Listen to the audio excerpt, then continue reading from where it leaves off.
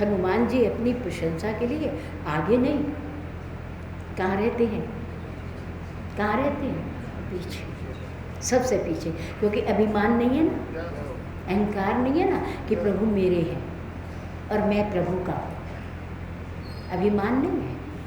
सारी सेना ने प्रणाम किया जाते हुए सीता माँ की खोज के लिए, लेकिन हनुमान जी लाइन में सबसे पीछे खड़े, सबसे पीछे, क्योंकि बारी तो आएगी सबकी। और मैं अंदर घुस के कहूँ पहले मुझे जाने दो, ये मेरी ढिठाई होगी। सबसे पीछे खड़े हो गए, सब प्रणाम कर ले, उसके बाद मैं प्रणाम। गोस्वामी तुलसीदास जी ने लिखा, पाछे पवन तने सिर नावा। सबसे पीछे हनुमान जी ने राम जी के चरणों में आकर के प्रणाम किया। तो प्रभु ने क्या किया, परसा शीश सरोरु पानी, मेरे राम ने अपने कमल रूपी कर कमलों से हनुमान जी के सिर का स्पर्श किया।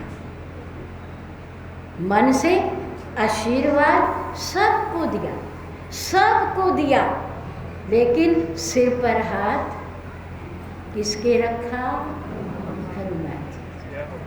पाछे पवन तने सिरना, जानी काज प्रभु निकट बुलावा। हनुमान दूर से ही प्रणाम करके चले जाओगे, नजदीक नहीं आओगे, कुछ कार्य नहीं पूछोगे। हनुमान जी थोड़ा और आगे हुए, परसा शीश सरोरु पानी, देन मुद्रिका, अपने हाथ की मुद्रिका उतार करके चुपके से, नीचे मुंह है ना, प्रणाम कर रहे हैं ना हनुमान जी, है ना। प्रणाम कैसे किया जाता है, ऐसे किया जाता, ऐसे किया जाता। और मेरे राम ने चुपचाप अपने हाथ से अंगूठी उतारी और धीरे से नीचे किसको पकड़ा दी, हनुमान जी को, हनुमान जी को, कि कोई देखे ना। अगर देख लेंगे तो कहेंगे प्रभु पक्षपात करते हैं, नहीं है ना, होता है ना, सबको होता है। किसी को थोड़ा ज़्यादा प्यार मिले, किसी को कम मिले, तो मन में भावना आ जाती है ये पक्षपात कर रहे हैं। हम भी तो इनके शिष्य हैं, सेवक हैं, प्रणाम तो हमने भी किया है, लेकिन मेरे प्रभु बहुत राजनीति वाले हैं, धर्म नीति भी है और राजनीति भी। जैसी राजनीति मेरे राम की है ना, आज के राजा और शासक क्या जाने कि राजनीति होती क्या है, होती क्या है। राजनीति तो मेरे राम के पास थी और साथ में धर्म नीति भी। और आजकल लोग कहते हैं राजनीति में धर्म नीति नहीं चलती। अरे क्यों नहीं चलती? इतना बड़ा युद्ध मेरे राम ने ऐसे थोड़ी जीत लिया। इतने बड़े शत्रु, प्रबल शत्रु के ऊपर विजय ऐसे थोड़ी मिल गई। धर्म नीति के साथ साथ राजनीति भी मेरे राम के पास है। और यहाँ तक राजनीति है, क्या बताऊँ आपको, मेरे राम ने एक खेल खेला, एक लीला की, और उस लीला का प्रभु राम के छोटे भाई अनुज लक्ष्मण को भी पता नहीं, पता कि प्रभु ने मेरे पीछे क्या कर लिया। कंदमूल फल लेने गए, प्रभु ने सोचा मौका है, अब लक्ष्मण नहीं है तो हम पति पत्नी बैठे हैं, आपस में गुप्त बात कर लें, गुप्त बात। प्रभु ने कहा सीधे, लक्ष्मण नहीं है ना, धीरे से आओ, मैं कुछ कहना चाहता हूँ। पतिव्रता धर्मपरायणा माँ सीता ने कहा कहिए स्वामी। प्रभु ने कहा सुनहु प्रिय व्रत रुचिर सुशीला, मैं कछु करब ललित नर लीला। मैं मनुष्य लीला करना चाहता हूँ कुछ समय के लिए। 13 बरस बीत गए, 1 साल रह गया है वनवास का, और कभी कुछ किया तो है ही नहीं अब तक। बस दर्शन किए और दर्शन दिए, कुछ किया तो है ही नहीं। आओ अब कुछ कर ले। माँ ने कहा फिर मैं आपकी सहायता किस रूप में करूं? प्रभु ने कहा सुनहु प्रिय व्रत रुचिर सुशीला मैं कछु करब ललित नर लीला, तुम पावक मोह करो निवासा। तुम अग्निदेव के पास अग्नि में प्रविष्ट हो जाओ, प्रविष्ट हो जाओ, और जब लगी करो निशाचर नासा, जब तक मैं राक्षसों का वध करूं, धर्म की स्थापना करूं, दुष्टों का नाश करूं, तब तक तुम रहो अग्निदेव के पास और मैं इस कार्य को कर लूं, क्योंकि बड़े बड़े राक्षस आएंगे और बड़े बड़े राक्षसों की दृष्टि तुम्हारे ऊपर रहेगी, और मैं अपनी असली सीता को कहीं दे नहीं सकता, क्योंकि मेरी सीता मेरे से कभी अलग हो नहीं सकती। तो माँ सीता ने अग्नि में प्रवेश कर लिया और अपना नकली प्रतिबिंब वहाँ रख दिया, बैठ गए बिल्कुल वैसे जैसा लक्ष्मण जी छोड़ के गए थे। लक्ष्मण जी कंद मूल फल लेकर के आ गए, उन्हें पता ही नहीं है। गोस्वामी तुलसीदास जी ने लिखा, लक्ष्मण हूँ ये मर्म न जाना, लक्ष्मण हूँ ये मर्म न जाना, जो कछु चरित्र रचे भगवान। मेरे राम ने क्या किया, सीता नकली है, असली है, असली गई तो कहाँ गई, लक्ष्मण जी को भी पता।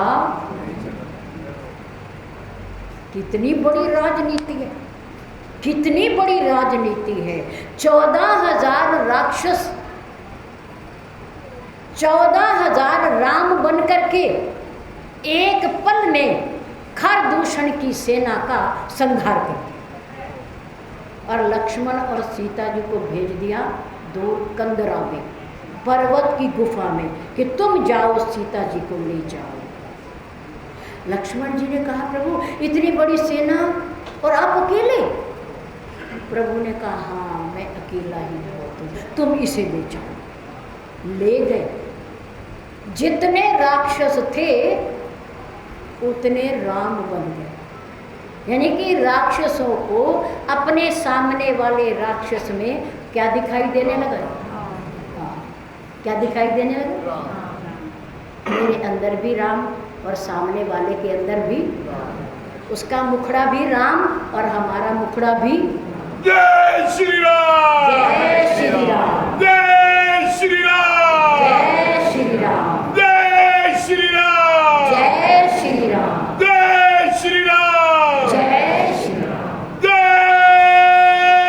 श्री राम, जय श्री राम। एक पल के अंदर सारे राक्षस, क्योंकि राम को मार रहे हैं ना, अपने आप को नहीं मार रहे, दिखाई दे रहे राम, आपस में लड़ भिड़ के क्या हो गए? खत्म, खत्म हो गए। ये भी राम की लीला है। और अयोध्या जाने के बाद प्रेमातुर सब लोग निहारी, कौतुक कीन कृपाल खरारी। खरारी क्या शब्द दिया? खरारी क्या अर्थ है इसका? खर जमा अरी, खर के दुश्मन, खर के शत्रु, खर का वध करने वाले कौन है? कौन है? हाँ। जैसे खर दूषण की सेना में जितनी सेना थी उतने रूप बनाए, आज अयोध्या में भी जितने अयोध्या के लोग हैं उतने रूप बनाए। जय श्री राम, जय श्री राम, जय श्री राम, जय श्री राम। धन्य हो। आज आप जितने बैठे हैं ना, आप सब भी मेरे राम का रूप है, सब मेरे पूज्य गुरुदेव का रूप है। आपके अंदर उनका प्रेम है, उनका विश्वास है, उनकी श्रद्धा है, जो आपको खींच कर यहाँ। बोल सद्गुरुदेव महाराज की जय, बोल सद्गुरुदेव महाराज की जय, बोल सद्गुरुदेव बाबा की जय, रखड़ू वाले बाबा की जय, रखड़ू वाले बाबा की जय, रखड़ू वाले बाबा की जय हो, जय हो, आपकी सदा ही जय हो, सर्वदा जय हो, क्योंकि आपने मन को जीता है, इंद्रियों को जीता है, कामनाओं को जीता है, तृष्णाओं को जीता है, काम क्रोध लोभ मोह को जीता है। इसलिए आपकी जय हो मेरे सद्गुरुदेव, आपकी सदा ही सर्वदा जय हो। भरतलाल जी ने सेवक धर्म को निभाया। मेरे राम उतने राम बन गए जितने अयोध्यावासी, सबको गले लगा करके आशीर्वाद देते हुए, चरणों में मत्था टेकते हुए राम ही राम दिखाई दे रहे हैं, राम ही राम दिखाई दे रहे हैं। ये मेरे राम की महिमा है। ऐसे राम के चरणों की वंदना कर रहे हैं अंगद और हनुमान। बड़भागी अंगद हनुमाना, चरण कमल चापत विधि नाना।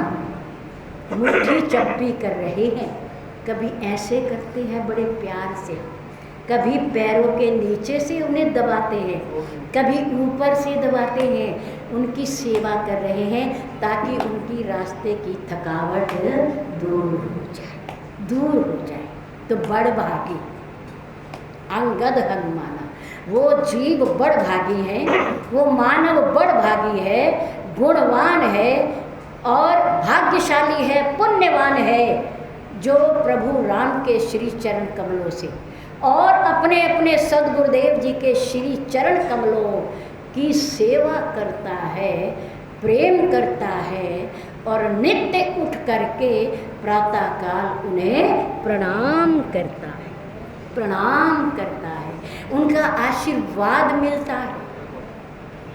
प्रणाम करने का परिणाम, प्रणाम मीन झुकना, बड़ों के आगे झुकना, माता पिता के आगे झुकना, सद्गुरुदेव के आगे झुकना, परमात्मा के आगे झुकना, देवी देवताओं के आगे झुकना, प्रणाम करना।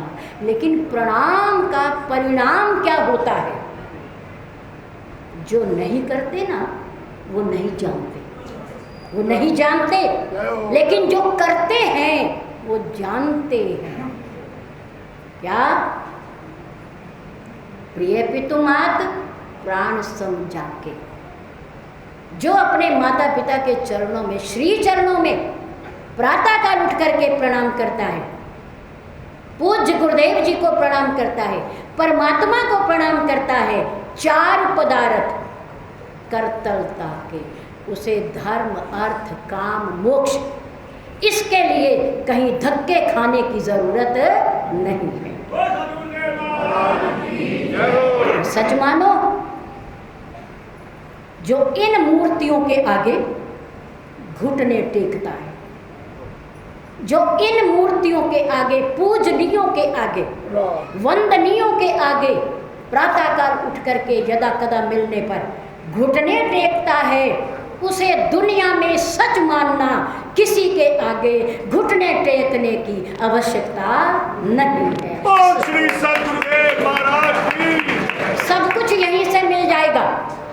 विश्वास रखो, जिन्होंने टेके हैं मत्थे, जिन्होंने प्रणाम किए हैं, जो झुका है उसने पाया, जो झुका है उसने बाल्टी को रस्से से बांधकर कुएं में डालो, जब तक वो सीधी खड़ी रहेगी उसमें पानी नहीं आएगा। जब वो बाल्टी झुकेगी, पानी से भरेगी और परिपूर्ण होकर के ऊपर आ जाएगी और बर्तनों को भी भर देगी वो। इसलिए झुकने में बड़ा आनंद है, झुकाने में नहीं, झुकने में। झुक जाने का, प्रणाम करने का परिणाम बड़ा सुखद है, परिणाम इसका बड़ा सुंदर है।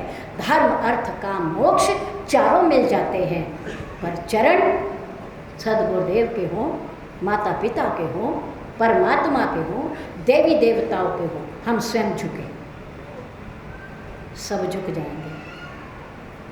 अपने आप झुके, बच्चे झुक जाएंगे, जो माता पिता आकर के यहाँ प्रणाम करते हैं गुरुदेव को, उनके बच्चों को पता नहीं है कि प्रणाम का परिणाम क्या है, लेकिन माता पिता को झुकता हुआ देख करके वो स्वतः झुक जाते हैं, अपने आप झुक जाती हैं वो, और कहते हैं देवी जी देखो वहाँ वो साष्टांग प्रणाम कर रहा था। मैं कहा आप कर रहे थे ना, तो आपके देखते ये भी कर रहा है। वो राम राम करते हैं तो बच्चा भी राम राम करता है, हाथ जोड़ करके करता है, चाहे उसे बोलना आता हो या ना।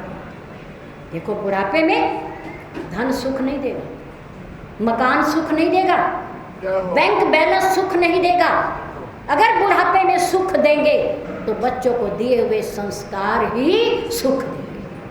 श्रवण के माता पिता के पास कौन सा धन था, कौन सा मकान था, कौन सा महल था, लेकिन उन्होंने अपने माता पिता को, अंधे माता पिता को पूरी तीर्थ यात्रा कराई कंधे पर उठाकर। ये संस्कार है, संस्कार देना बहुत ज़रूरी है आज के समय में। इसलिए अपने साथ अपने बच्चों को बुलाएं, अपने छोटे भाई बहनों को बुलाएं, ताकि वो भी आकर के कुछ सीखें। आप तो सीखे हुए हैं ही, लेकिन वो भी सीखें। इन शब्दों के साथ आज हम चंडीगढ़ से, बिजनौर से, सरसावा से, नकुड़ से, यमुनानगर से, लाडवा से भारी संख्या में आए हुए समाज का हृदय की गहराइयों से स्वागत करते हैं, धन्यवाद करते हैं कि उन्होंने यहाँ के निमंत्रण को स्वीकार किया, स्वीकार किया।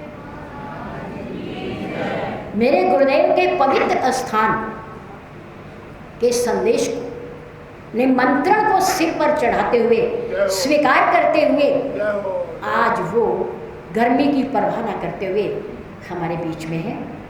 हमारा वंदनीय सम्मानित समाज हम सब का धन्यवाद करते हैं, प्रार्थना करते हैं कि जो प्रसाद भगवान को भोग लग के अमृत बन गया है, क्या बन गया है?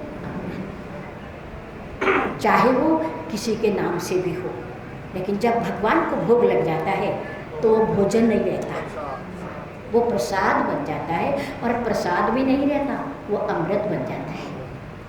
और जो कोई उसे खाता है उसका मन और बुद्धि निर्मल हो जाता है। इसलिए वो अवश्य आप लेकर के जाएं, भले ही थोड़ी आपको इंतज़ार करनी पड़े, क्योंकि हमारा समाज बहुत विशाल है, बहुत विशाल। हम चाहते नहीं कि भीड़ हो, गैदरिंग हो, सरकार के आदेश की अवहेलना हो, लेकिन हम भी क्या करें?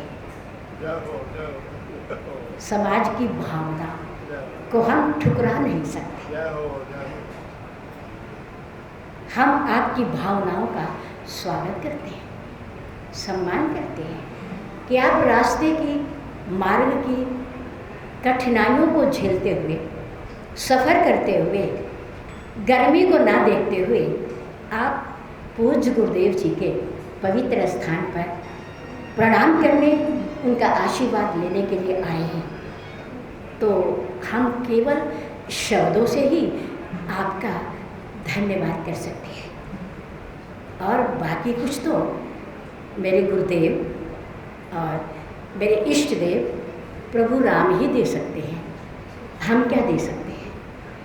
हम तो केवल आपके लिए मंगल कामना के लिए, स्वास्थ्य के लिए, दीर्घ आयु के लिए, पारिवारिक कुशलता के लिए अपने पूर्ण सद्गुरुदेव और पार ब्रह्म परमात्मा प्रभु श्री राम जी से प्रार्थना ही कर सकते हैं। और हमारे पास आपको देने के लिए कुछ भी नहीं है। धन्यवाद, धन्यवाद, धन्यवाद। माता देवी जी की, माता देवी जी की, माता देवी जी की। बोले श्री सद्गुरुदेव महाराज की। नगर का समाज इसी स्थान पर बैठा रहेगा। जिस समाज में हमारे गुरु भाई बहनों ने तिलक कर लिया है, गुरु पूजा कर लिया है, वे कृपया सामने वाले भंडार गृह में जाकर भंडारे का प्रसाद लें। और जिन्होंने अभी पूजा नहीं की है, जिन्होंने अभी तिलक नहीं किया है, वो कृपया